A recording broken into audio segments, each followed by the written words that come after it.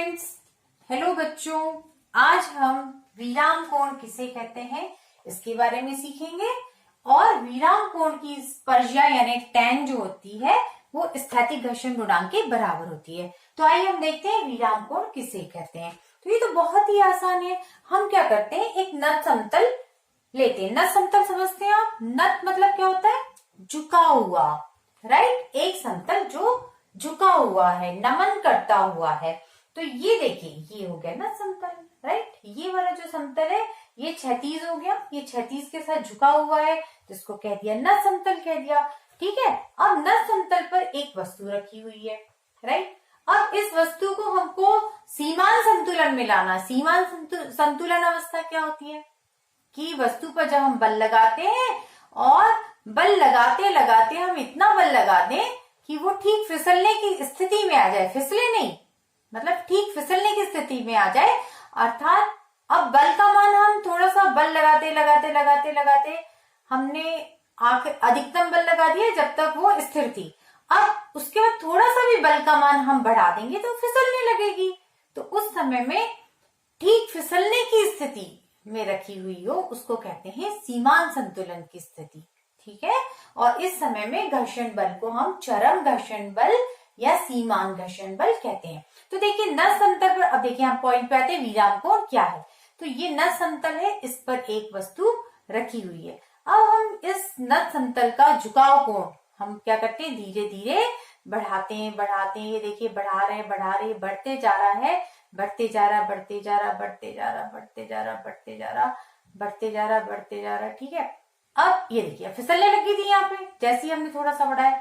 तो ये वाली स्थिति जब तक कि वो कौन सी अवस्था में है, स्थिर अवस्था में है। लेकिन अब थोड़ा सा भी हमने झुकाव कोण क्या कर दिया, यदि बढ़ा दिया तो क्या होने लगेगी, फिसलने लगेगी। तो ये फिसले ना यानी वह झुकाव कोण जिस पर वस्तु जो है ठीक फिसलने की स्थिति में रखी हुई हो, तो ये झुकाव कोण विराम कोण कहलाता है। इसके बाद थोड़ा सा भी कोण बढ़ा दिया तो वस्तु क्या होने लगेगी, फिसलने लगेगी। राइट, समझ चुके होंगे आप लोग। तो यहाँ पे ये है विराम कोण की परिभाषा कि जब कोई वस्तु किसी नत समतल पर सीमांत संतुलन स्थिति अर्थात ठीक फिसलने की स्थिति में रखी हो। राइट, ये क्षैतिज के साथ हमने बढ़ाते गए बढ़ाते गए बढ़ाते गए बढ़ाते गए। अब यदि थोड़ा सा भी कोण बढ़ाएंगे तो वस्तु क्या होने लगेगी, फिसलने लगेगी।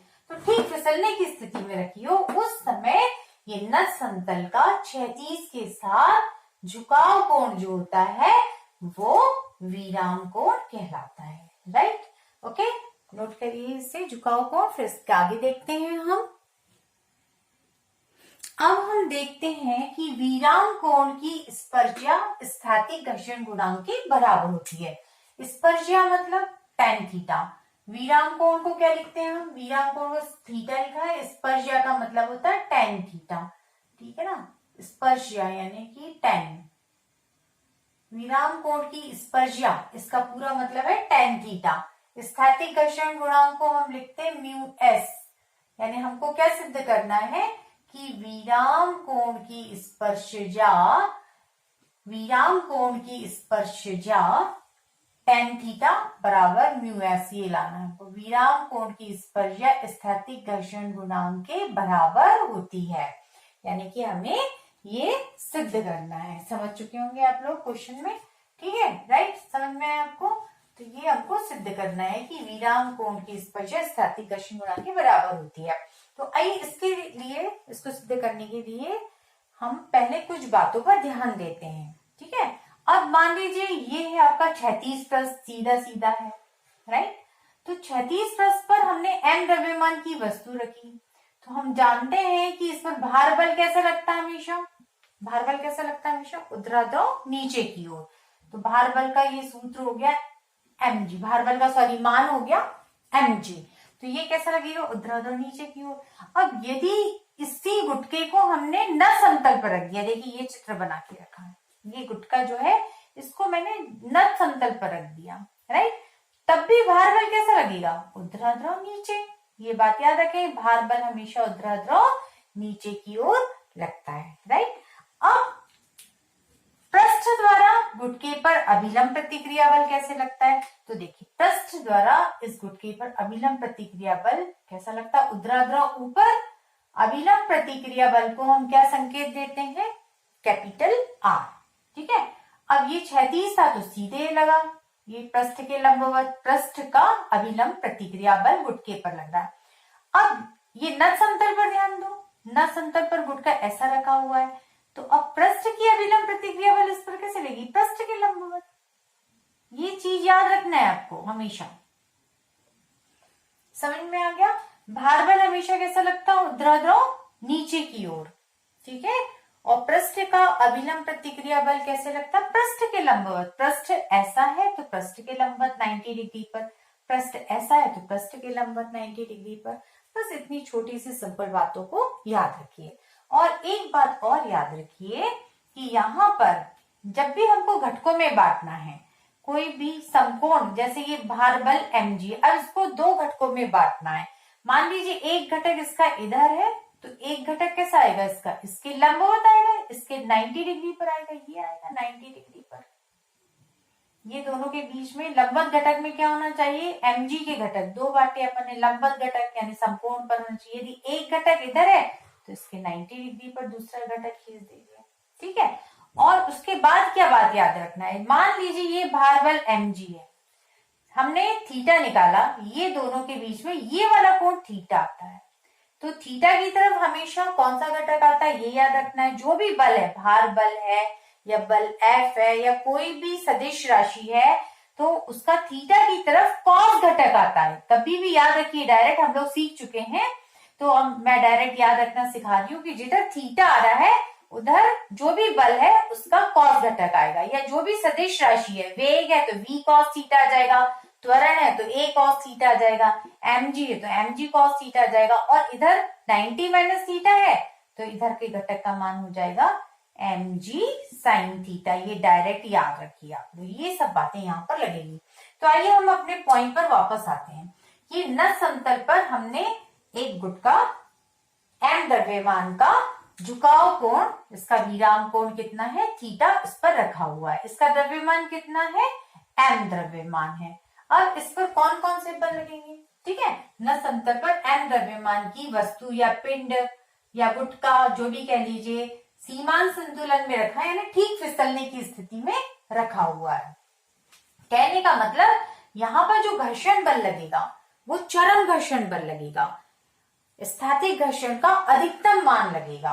ठीक है, तो यहाँ पर स्थैतिक घर्षण लगेगा, और हमेशा घर्षण बल कैसा लगता है? गति की दिशा के विपरीत लगता है।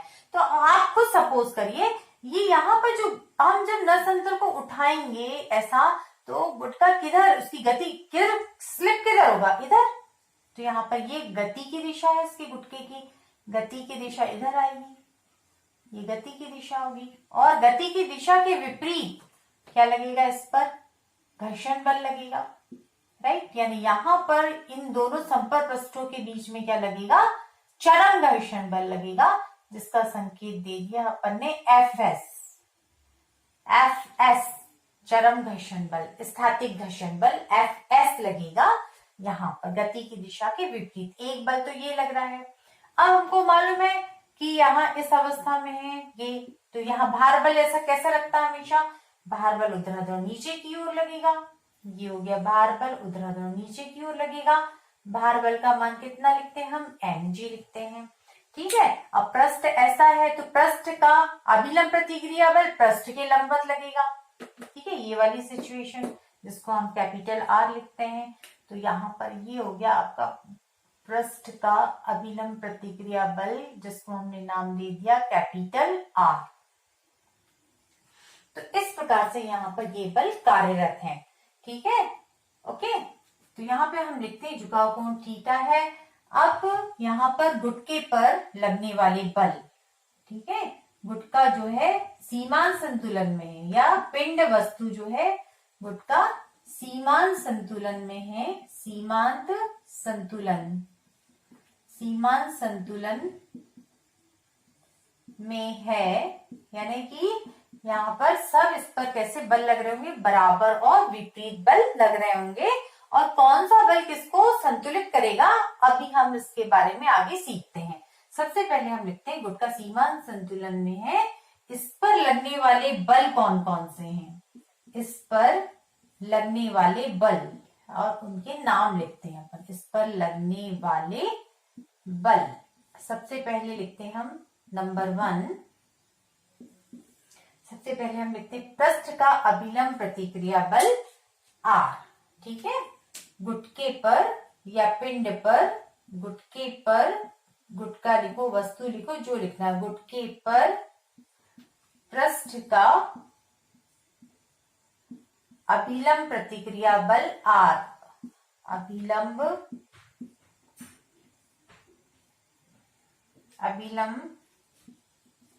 प्रतिक्रिया बल R, अभिलंब प्रतिक्रिया बल कैपिटल R कैसा है? ये पृष्ठ के लंबवत, पृष्ठ के लंबवत ऊपर, पृष्ठ के लंबवत ऊपर की ओर, राइट।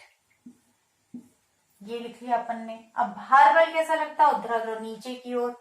और स्थैतिक घर्षण बल Fs या चरम घर्षण बल Fs कैसा लग रहा है? गति की दिशा के विपरीत या नस समतल के अनुदिश ऊपर की तरफ। ठीक है, ये नीचे की ओर हो गए, ऊपर की ओर हो गया। नंबर 2, स्थैतिक घर्षण या चरम घर्षण बल भी बोल सकते हैं।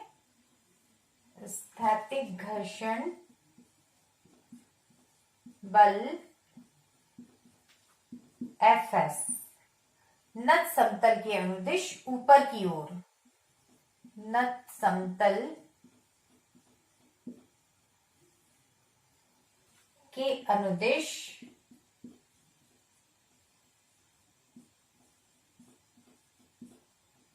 ऊपर की ओर।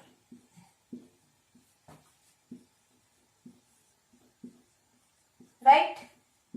अब हम आते हैं भार बल। भार बल कैसा लग रहा है? ऊर्ध्वाधर नीचे की ओर, राइट। नंबर 3,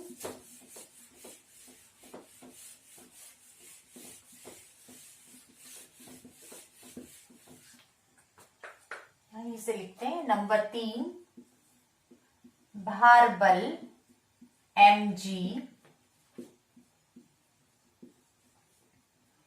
ऊर्ध्वाधर नीचे की ओर लग रहा है। हमेशा कैसा लगता है? नीचे लगता है, नीचे की ओर।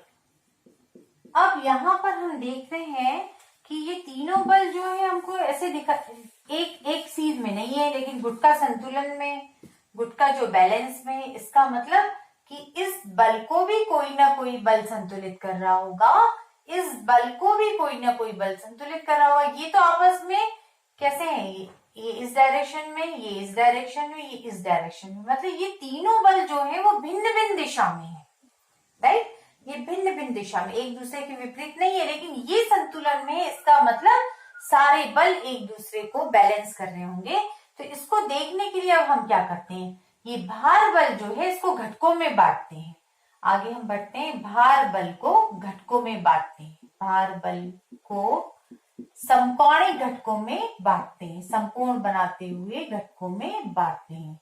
समकोणिक घटकों में वियोजित करते हैं, समकोणिक घटकों में वियोजन करने पर अब देखिए क्या प्राप्त होता है? वियोजन, कौन सा घटक मिलता है? वियोजन करने पर समकोणिक यानी समकोण बनाते हुए एक घटक हमने इसको बीच में लेते हुए किया, एक घटक हमने नस समतल के अनुदिश नीचे की ओर कर दिया, ये, राइट। अब एक इससे 90 डिग्री पर कर दो, ये 90 डिग्री पर कर दिया हमने, ये दोनों पूरे कंप्लीट कितने हो गए? 90 डिग्री पर, राइट।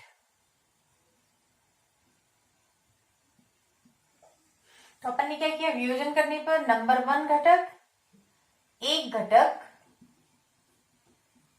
नत समतल के अनुदिश नीचे की ओर, एक घटक नत समतल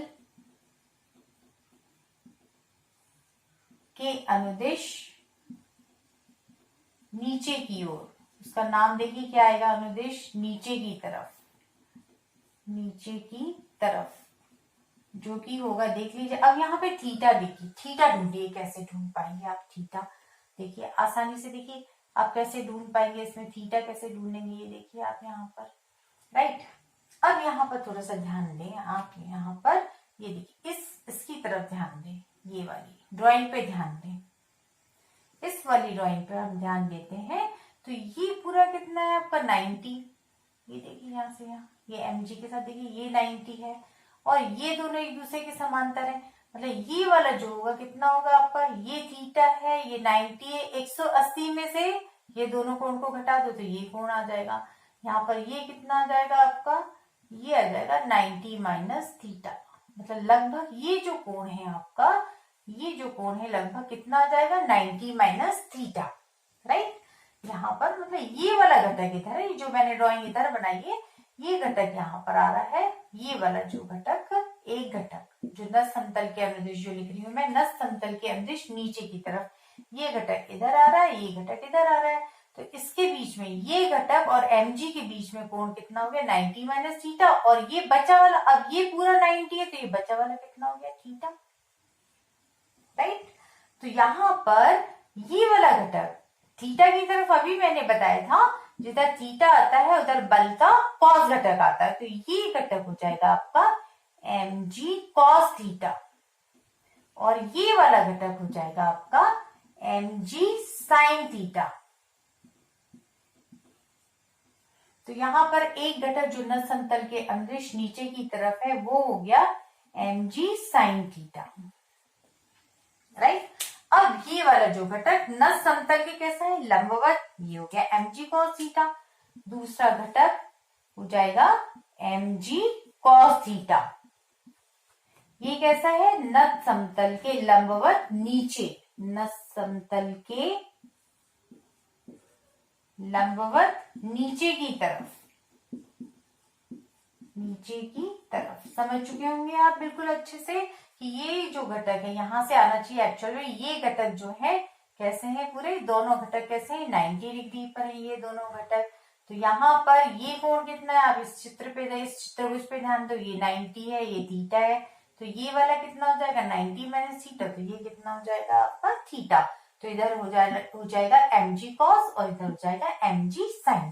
अब यहाँ पर इस ड्राइंग को आप एक इसे नोट करिए, फिर अपन थोड़ा साफ सुथरा समझते हैं अच्छे से।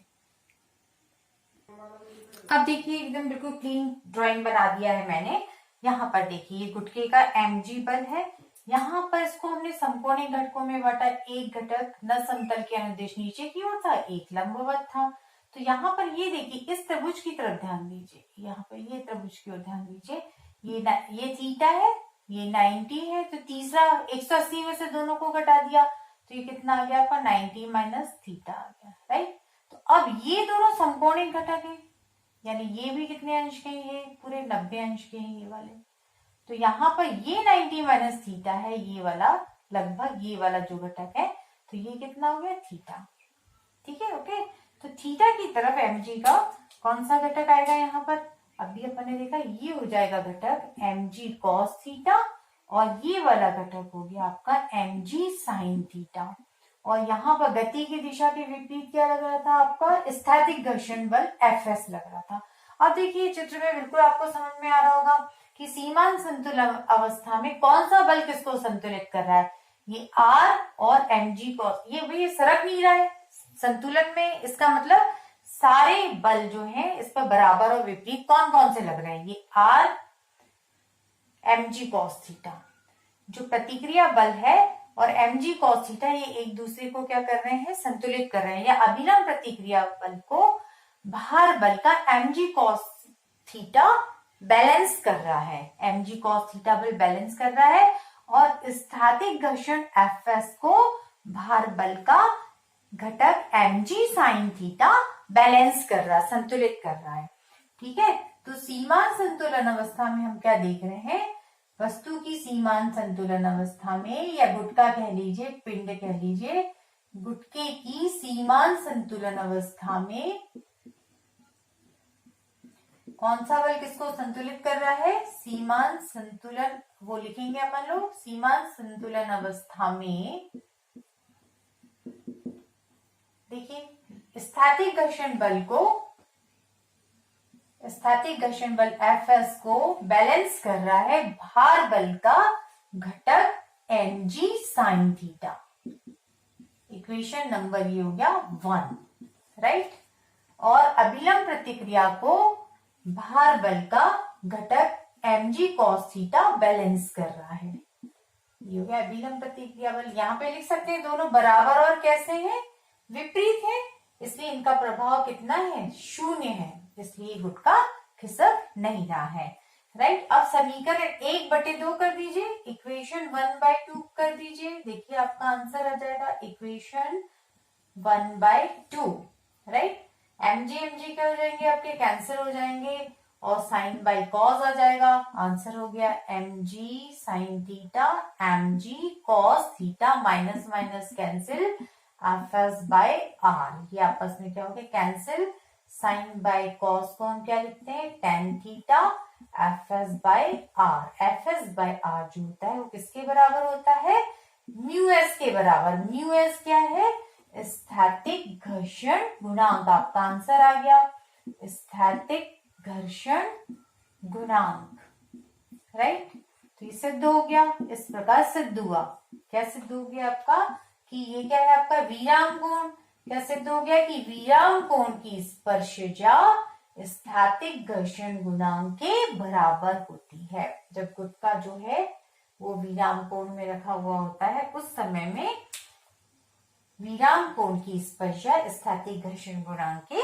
बराबर होती है, हेंस प्रूव्ड। इस प्रकार से ये सिद्ध होता है। तो बहुत ही आसान था, बिल्कुल भी टफ नहीं था, इसको समझिए और बहुत ही आराम से आप इसको कर सकते हैं। आई थिंक आपको अच्छे से समझ में आया होगा, आप इसको एग्जाम में अच्छे से एक्सप्लेन कर सकते हैं। Okay, thank you.